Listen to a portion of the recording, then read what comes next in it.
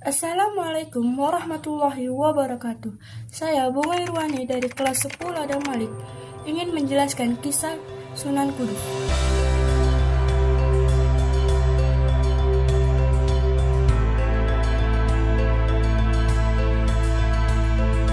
Sunan Kudus adalah dari salah satu wali songo yang berjasa menyebarkan ajaran Islam di Jawa.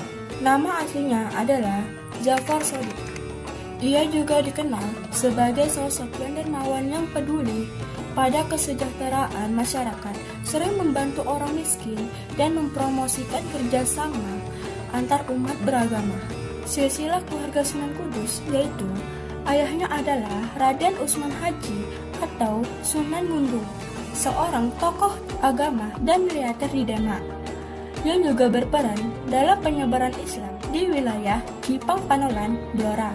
Ibunya adalah Nyai Ageng Kanyuran, putri Syed Ali Murtado yang merupakan keturunan Nabi Muhammad SAW. Beliau juga merupakan menantu Sunan Bonang dan cucu Sunan Ampel. Sunan Kudus dikenal dengan cara dakwah yang ramah dan menyatu dengan budaya lokal. Ia menggabungkan ajaran Islam dengan tradisi Jawa yang ada, seperti menggunakan gamelan dan wayang dalam kegiatan ibadah, sehingga masyarakat mudah menerima ajaran baru tersebut. Nah, kita akan membahas gimana sih Sunan Kudus menyebarkan ajaran Islam, teman-teman. Yaitu, Sunan Kudus menyebarkan ajaran Islam dengan pendekatan yang penuh toleransi dan akulturasi budaya lokal, yang pada saat itu didominasi oleh agama Hindu-Buddha, serta kepercayaan animisme dan dinamisme.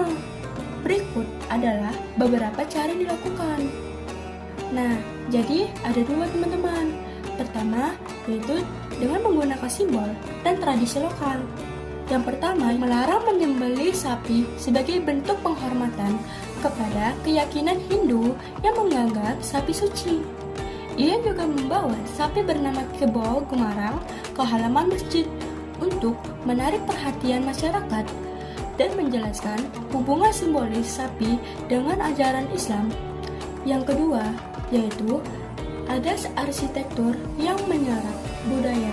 Membangun Masjid Menara Kudus yang bentuk menara seperti candi Hindu dan tempat wudhu dengan 8 pancuran yang melambangkan 8 jalan keselamatan dalam agama Buddha, agar masyarakat lebih mudah menerima keberadaan tempat ibadah Islam.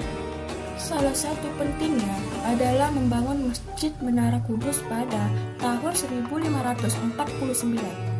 Masjid ini memiliki arsitektur yang unik, menggabungkan unsur Jawa dan Islam, seperti bentuk atap yang menyerupai candi dan menara yang digunakan untuk memanggil umat beribadah. Perjalanan hidupnya adalah ia lahir di Jepara abad ke-15 dan kemudian menetap di daerah Kudus yang kala itu bernama Pancur atau Kutu.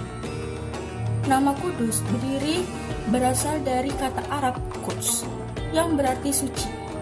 Dan lanjut, kita akan menceritakan tentang warisan yang ditinggalkan oleh Sunan Kudus.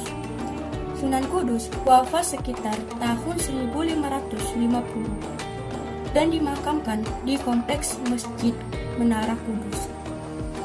Tempat makamnya hingga kini menjadi tempat ziarah bagi umat Islam, menjadi simbol persatuan antara agama dan budaya Jawa. Ajaran dan cara dakwahnya menjadi contoh bagi banyak ulama setelah dalam menyebarkan Islam dengan cara yang harmonis. Oke, segitu saja yang bisa saya sampaikan dari kisah Sunan Kudus. Bila ada salah kata atau kekurangan dari kisah tersebut, saya meminta maaf sebesar-besarnya. Saya tutup dengan wassalamualaikum warahmatullahi wabarakatuh.